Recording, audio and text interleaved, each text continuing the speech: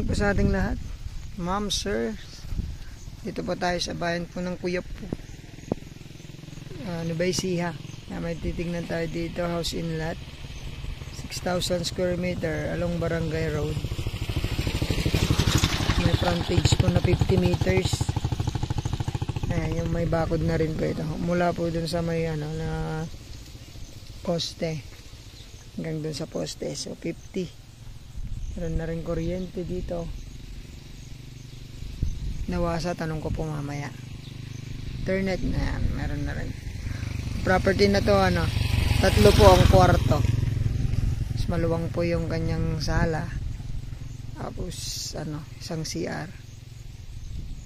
Naka-tiles na po yung kwarto dito sa salas. Hindi pa daw po. So, meron siyang, CCTV. Naka-install po yung CCTV. So, pasukin po natin yung property.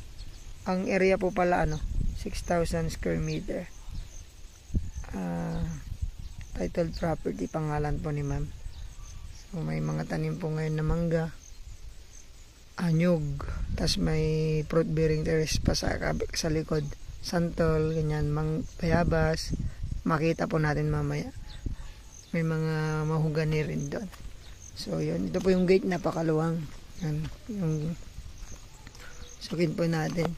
Ito po yung kanilang tinatamnan ng palay.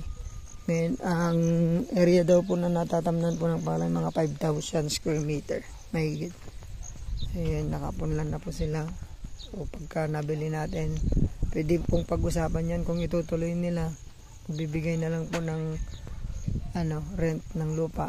O kaya pwede nang ibalik po yung kanya pong ginastos. So, hindi pa naman po yan. Konti pa lang po yan kasi hindi pa natin ito. So, pasukin po natin yung ito po yung bahay. Actually, ma'am, dito po natin mapasok yung ngayon, yung bahay.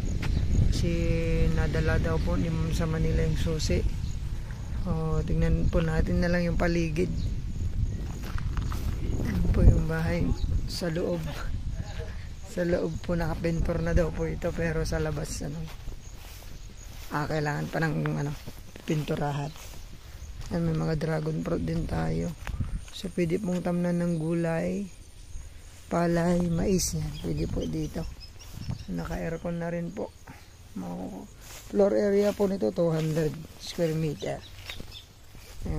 Maluwang din po yung bahay. Ay, may mga pa yung prutas yan, guyabana po. Yan, nakabakod na rin po yung property. Cyclone wire lang po. Puntahan ko po sa likod. Ayan.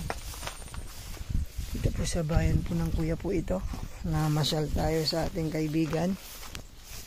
Kaya in-offer na rin sa atin ito.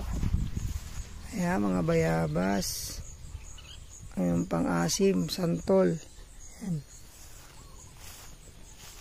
May tanim sila ngayong talong. Ito po yung likod ng property, ma'am, sir. So yun, kailangan talaga ng pintura. So tubig, di kuryente pala yung tubig nila, ma'am. So may water na sila, supply. May mga kalamansi din po. So hanggang doon po yung property. Papaliparan ko po ng drone sa ship natin. Makita nyo po yung ganda ng property na to. Ayan, so medyo masukal po ngayon kasi hindi pa siya binungkal dahil inihintay po na lumaki yung punla, palay. Ayan, dami sa luyot. Ito pa yung tubig. Luwang sa loob, kaya lang di po natin mapasok.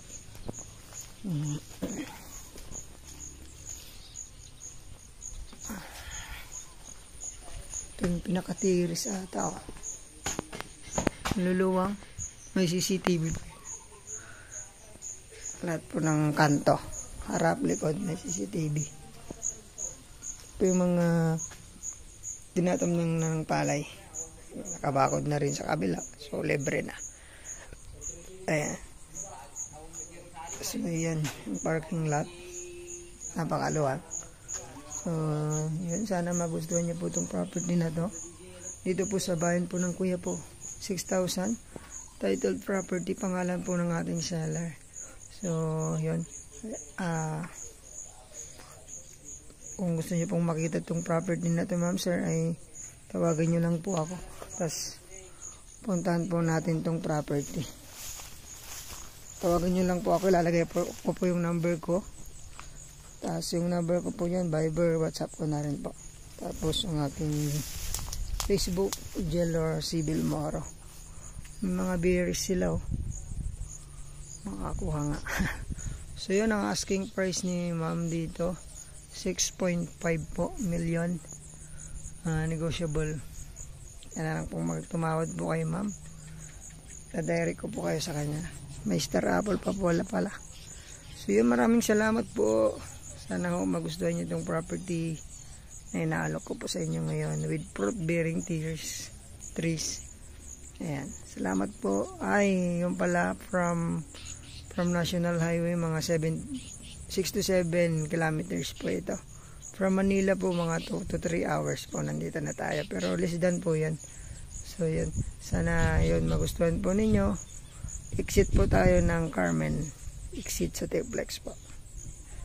Sige po, sana magustuhan nyo itong property na inaalok ko sa inyo dito po sa bayan po ng Kuya po.